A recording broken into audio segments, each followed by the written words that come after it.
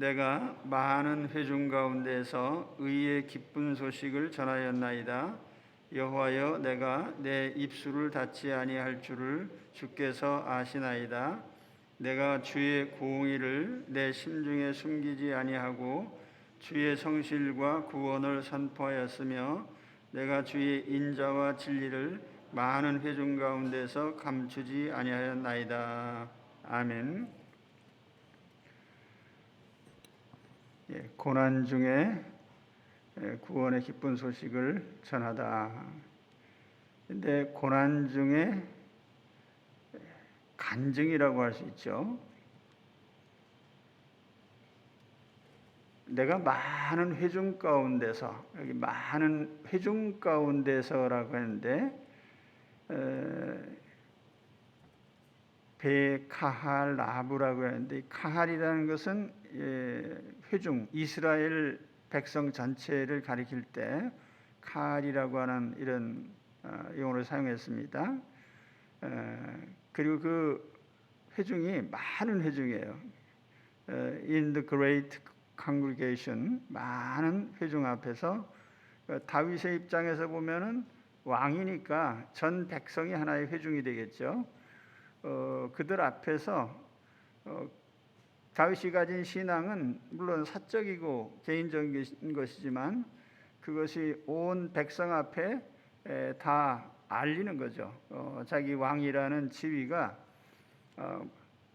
어떤 부분에 있어서 물론 뭐 정치적인 통치 행위도 백성들 앞에 드러나야 되는 것이지만은, 그러나 다윗은 왕이지만 또한 선지자요 제사장입니다. 영적으로 볼 때는 메시아의 표상이거든요. 그래서 자기가 가진 그 신앙을 백성들 앞에 알리는 거죠.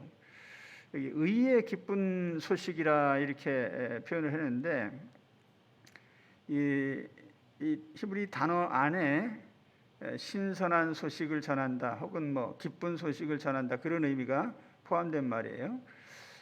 그래서 자기가 경험했던 그 신앙적인 체험, 뭐 그 중에도 승리의 소식, 이런 것들을 전하는 거죠. 야, 내가 이겼어. 내가 승리했어. 그런데 여기 의의 기쁜 소식이라고 하는 특별한 수식어가 붙어 있어요. 그래서 오늘 읽은 말씀 중에 이 기쁜 소식인데 여기 의라고 하는 특별한 단어가 붙어 있습니다. 체데크, 의라고 하는, 그래서 의의 기쁜 소식 이렇게 표현되어 있는데, 영문 성경에 보면은 어떤 성경에는 그 righteousness라는 말을 로 번역을 했어요. 그러니까 의의 소식이죠. 의. 그런데 이 기쁜 소식은 사실은 구원의 소식이에요. 그리고 구원이라는 것과 의로움이 서로 연관이 되어 있고, 그 의로움이라고 하는 것은 나의 의를 얘기한 것이 아니라 하나님의 의예요.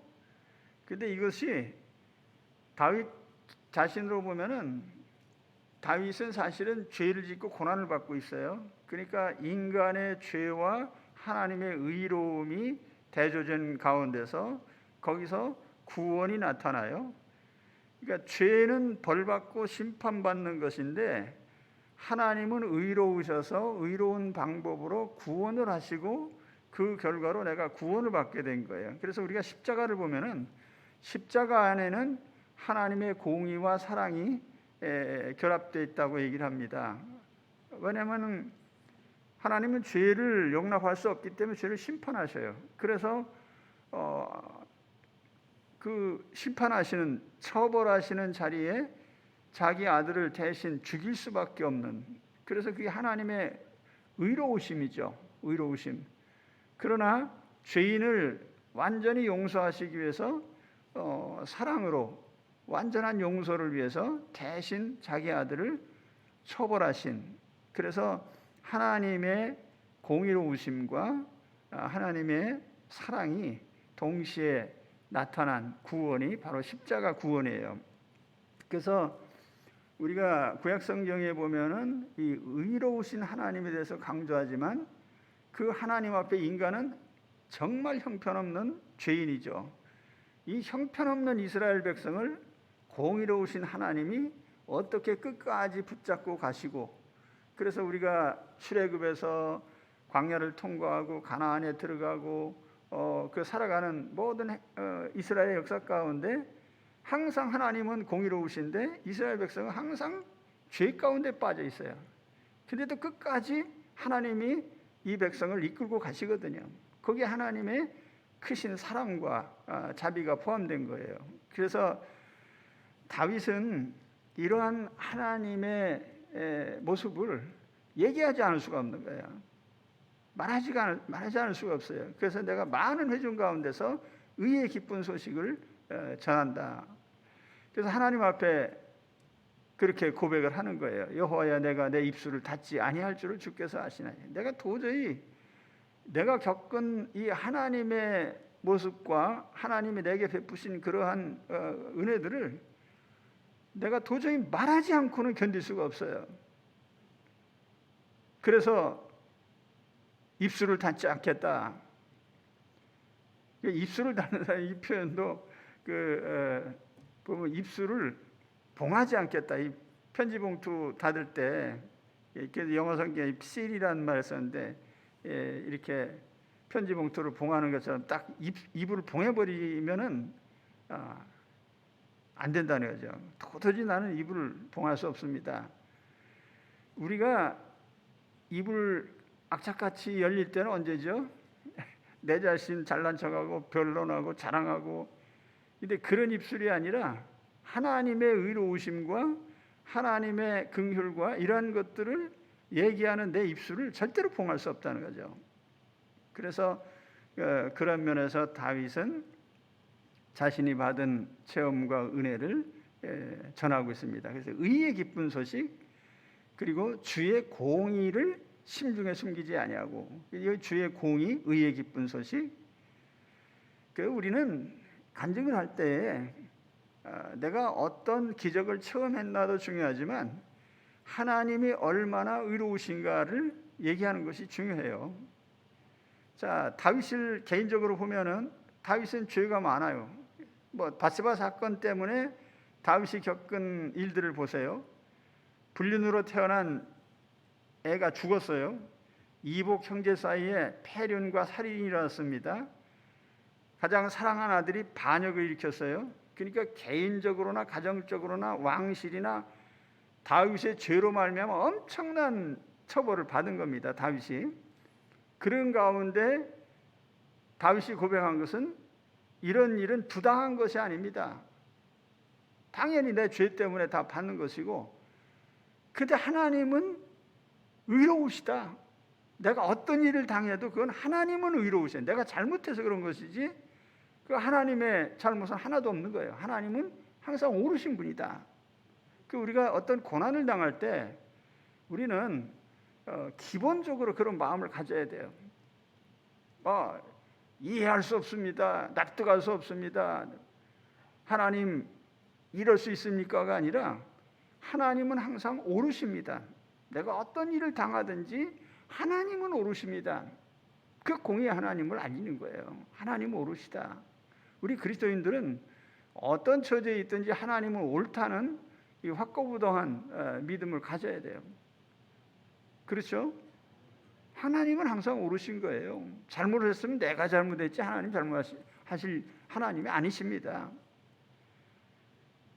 그래서 그 9절 말씀을 이제 공동 번역은 이렇게 번역을 했습니다. 이렇게 많은 사람이 모인 자리에서 당신의 정의를 알렸사옵나이다. 현대인의 성경에 보면은 내가 많은 군중 앞에서 구원의 기쁜 소식을 전하였습니다. 그러니까 공동 번역에는 당신의 정의, 하나님의 정의라고 말했고, 현대인의 성경에서는 그것을 구원의 기쁨이라고 이렇게 번역을 했어요. 같은 맥락의 말이에요. 하나님이 정의로우시고 공의로우신데 그것이 나에게 구원으로 다가왔단 말이에요. 참 신기하죠. 그것이 복음의 능력이에요. 오늘 그래서 우리는 믿음 생활을 하면서 이 정말 이 사람이 깊이가 있고 제대로 아는 크리스찬인가 하는 것은 그 사람이 이 고난 중에 반응을 보면 알 수가 있어요. 그냥 우리가 원망 불평하는 거 아니고요. 하나님은 오르시다. 그런데 내가 잘못했다. 그런데 하나님이 그런 잘못한 나를 또한 구원하신다는 거죠. 용서하시고 구원하시고 그것이 가장 큰 자랑거리요 간증거리인 것이죠. 그거를 말하지 않을 수가 없는 거예요. 자, 우리가 무엇을 말하려고 합니까? 하나님은 오르시고 나는 죄인인데 그 하나님이 이 죄인을 구원하시고 망하지 않게 하시고 일어나게 하시고 회복하셨다는 거죠. 그렇죠? 그걸 우리가 얘기를 해야 돼요.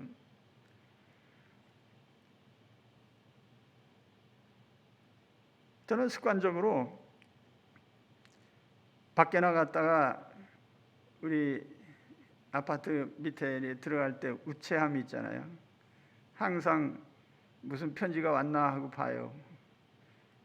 거기 뭐 올 게 뭐 있어요? 고지서나 뭐 날아오고 광고지나 들어오고 그런데 그래도 항상 뭔가 기대야. 무슨 기쁜 소식이 없을까? 어디서 좋은 소식 안 오나? 그렇죠. 뉴스를 검색하면서도 어디 속이 뻥 뚫리는 좋은 소식 들려오는 게 없나? 근데 세상 소식 들어봐야 맨 뭐 실패한 소식, 망한 소식, 죽은 소식, 죄진 소식 뭐 이런 것이 도배되어 있죠. 거기 무슨 상쾌한 소식이 없어요. 이런 세상에 우리가 뭔가 좋은 소식을 듣기 위해서 항상 기대하고 있는데 거기에 하나님은 오르시고 의로우시고 우리 나 같은 이런 죄인을 이러한 수렁에서 건지시고 구원하셨어라고 하는 이 얼마나 좋은 메시지야. 그래서 사실 이 기쁜 소식이라는 게 신약으로 오면 복음이죠. 복음. 유앙겔리온 좋은 소식, 굿뉴스입니다. 이 세상의 좋은 소식은 예수 그리스도의 구원 소식밖에 없어요. 그걸 우리가 복음이라고 얘기하죠. 좋은 소식. 내 입술을 닫지 않을 줄을 주께서 아십니다. 다윗은 신앙 간증을 멈추지 않았어요.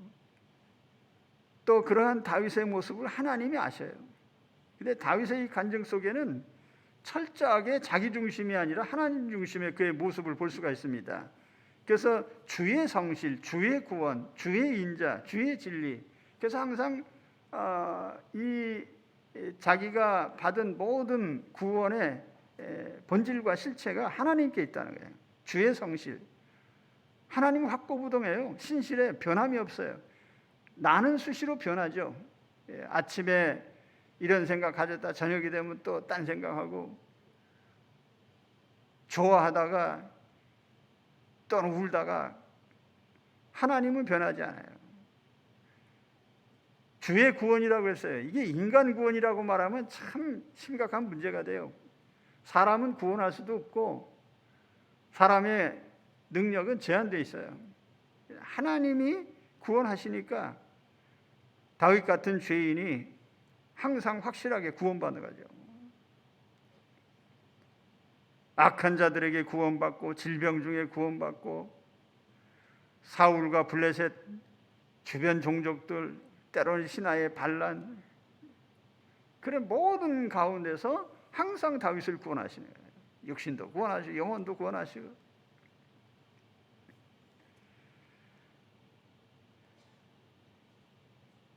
어떤 고난 중에 있습니까? 나의 고난을 통해서 하나님의 의로우신 모습 그것이 드러나고 의로우신 하나님이 나를 어떻게 구원하시는지를 체험하시기 바랍니다. 그리고 그를 통해서 의로우신 하나님이 나 같은 죄인을 이렇게 구원했어라고 하는 그 기쁨의 소식을 알리시기 바랍니다. 누가복음 4장 18절에 보면은 우리 예수 그리스도 자신이 복음이에요. 그래서 누가복음 4장 18절에 보면 이렇게 말씀되어 있습니다. 주의 성령이 내게 임하셨으니 이는 가난한 자에게 복음을 전하게 하시려고 여기 복음이라는 것은 바로 예수 그리스도 자신을 나타내는 거예요.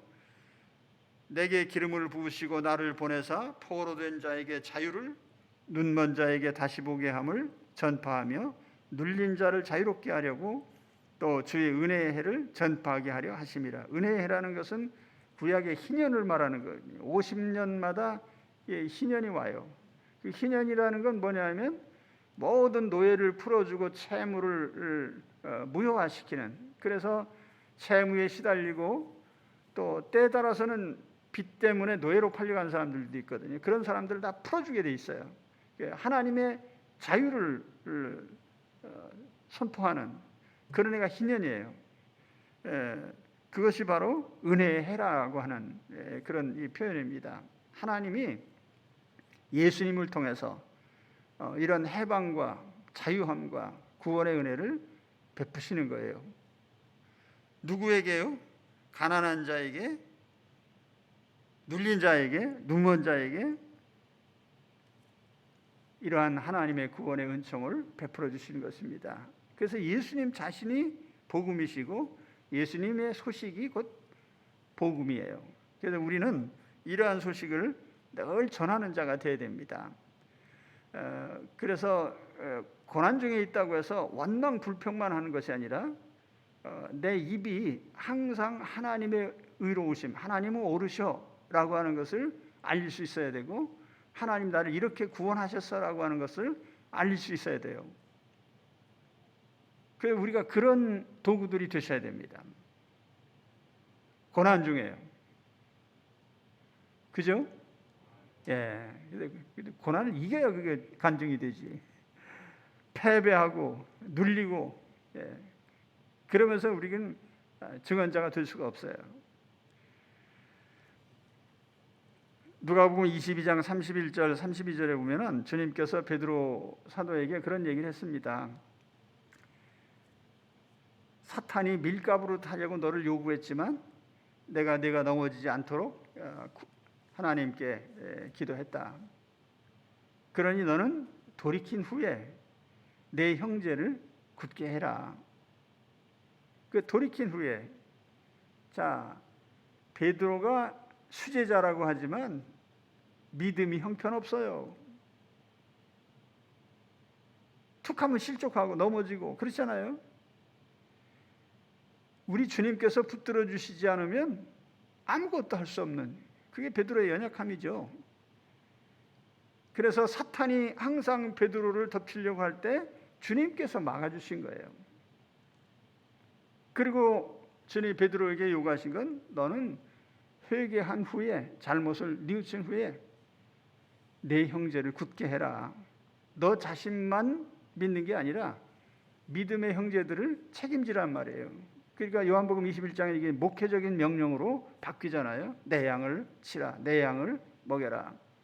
그런데 이러한 베드로 사도의 모습 속에서 우리는 뭘 알아야 되냐면, 베드로는 연약한 죄인에 불과하지만 그 죄인을 회개시켜서 하나님의 일을 맡기시는 분은 우리 주님이셔요.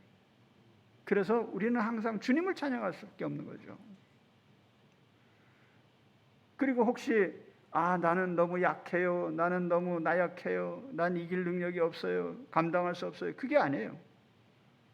기본 원리가 그거 아니에요. 하나님은 공의로우신 하나님, 그 앞에 나는 얼씬도 못할 죄인인데, 그리고 항상 죄가 있어요. 내일 또 우리가 말씀 보겠습니다만, 항상 왜 죄가 항상 죄를 안 졌으면 좋겠는데, 고난이 왜 와요? 죄지니까 와요. 그럼 죄 안 지면 될 거 아니에요. 안 질 수가 없어요. 그 고난이 계속 오는 거지. 근데 그래도 계속 이길 수 있는 것도 신기한 일이야. 거기에 하나님의 긍휼과 자비가 포함되어 있는 거예요. 그게 십자가 은혜예요. 우리 주님의 복음의 은혜고. 그래서 어떠한 연약한 자도 다 주님이 쓰셔요. 그리고 이길 수 있어요. 내가 이기는 게 아니에요. 내가 믿는 주님이 이기게 하시는 거예요. 할렐루야. 그래서 나의 나약함은 절대 문제가 안 된다는 거. 어떤 경우에도 문제가 안 돼요. 다 이길 수 있어요. 주님이 이기게 해주시니까. 오늘 이런 우리 주님을 찬양하고 또 우리 이런 주님을 의지하면서 우리 주님을 자랑하는 분들이 되시기 바랍니다. 나는 이렇게 잘못했는데 하나님은 이렇게 오르신 분이야. 그리고 이런 죄인을 하나님이 이렇게 용서하시고 구원하셔서 그래서 나는 이제 실패자가 아니라 승리자가 됐어 라고 하는 이 간증을 항상 하시기 바랍니다. 그래서 다윗은 입술을 닫지 않겠다고 그랬어요. 그런 하나님이 베푸신 은혜들을 마음에 담아두는 것으로 끝내지 않겠다는 거예요. 항상 말을 하겠다는 거예요. 그래서 우리는 내 입술을 열어서 부지런히 우리 하나님의 의로우심과 하나님의 긍휼하심, 하나님이 얼마나 신실하신가 이런 것들을 자랑하는 분들이 되시기를 바랍니다. 기도하겠습니다. 하나님 아버지